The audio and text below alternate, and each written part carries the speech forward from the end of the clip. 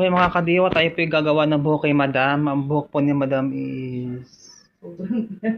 Ilang year na ba natin itong hindi na mga 3 years na Yeah, 3 years na po itong hindi nagagalaw. So, ngayon po ang buhok niya po ay super kinky. Ang kanyang ihabil ay Ribbon Brazilian mga kadiwa. Ayan. So, mamaya po natin titignan kung anong magandang resulta ang gagawin natin sa kanya.